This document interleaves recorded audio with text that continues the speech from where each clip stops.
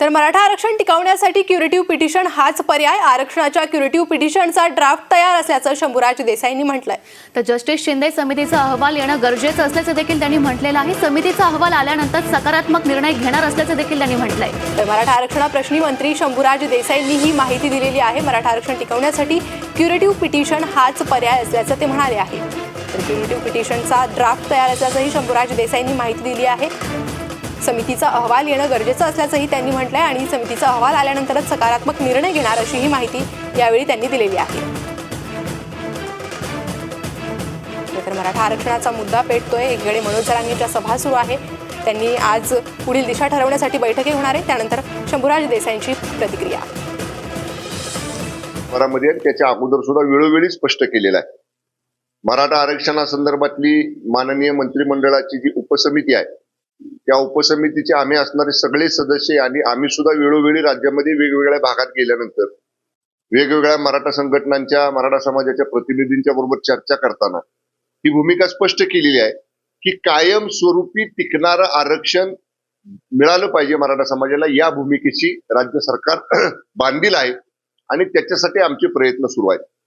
मी नम्रपणानं माननीय जरांगे पाटील साहेबांना सुद्धा विनंती करेन की मराठा समाजाचं आरक्षण जे पूर्वी आपण दिलं, जे जवळपास 1 वर्ष 1.5 वर्ष हायकोर्टच्या पिटिशन मध्ये सुद्धा टिकलं, त्याच्यावरती कुठलीही बाधा मान्य हायकोर्टकडनं आली नाही, परंतु ते दिलेलं आरक्षण माननीय सर्वोच्च न्यायालयामध्ये सुप्रीम कोर्टामध्ये या ठिकाणी टिकू शकलं नाही. आता आपण अधिक अपडेट घेऊयात. आपले प्रतिनिधी सुमेध साळवे आपल्यासोबत जोडले गेले आहे. सुमित, खरं तर मराठा आरक्षणाचा मुद्दा पेटताना आता क्युरेटिव्ह पिटिशन हाच एक पर्याय असल्याचं शंभूराज देसाई म्हणतात.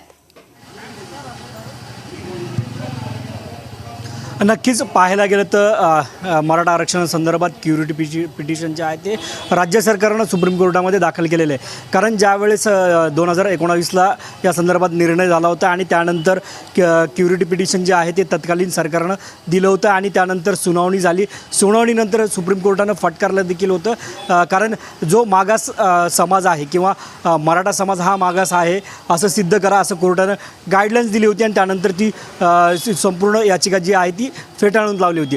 त्याच्यानंतर आता तत्कालीन सरकार म्हणजे आत्ताचं शिंदे फडणवीस सरकारनं क्युरेटिव्ह पिटिशन जे आहे ते मराठा आरक्षणासंदर्भात सुप्रीम कोर्टामध्ये दाखल केलेलं आहे. याच अनुषंगानं आता पावलं जी आहे ते उचलताना आपल्याला मराठा आरक्षणासंदर्भात राज्य सरकार पाहताना मिळतं आहे. एकंदरीत पाहायला गेलं तर या संदर्भात एक मंत्रिमंडळ उपसमिती समिती देखील बैठकीमध्ये नियोजन केलेलं आहे आणि या संदर्भात एक कुणबी प्रमाणपत्रासंदर्भात एक समिती गठीत करण्यात आली.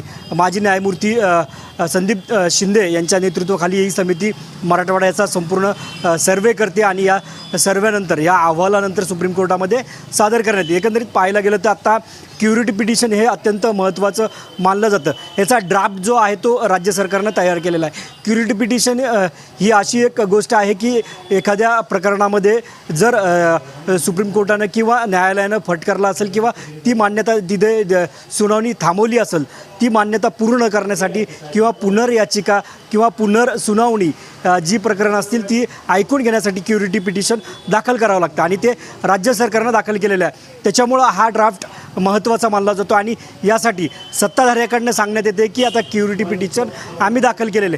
मात्र दुसरीकडे पाहायला गेलं तर जरांगे हे वारंवार सांगतायत की आमच्याकडं कुणबींचा जो कुणबी समाजाचा जो प्रमाणपत्र आहे, जी वंशावळ आहे ती आमच्याकडं आहे.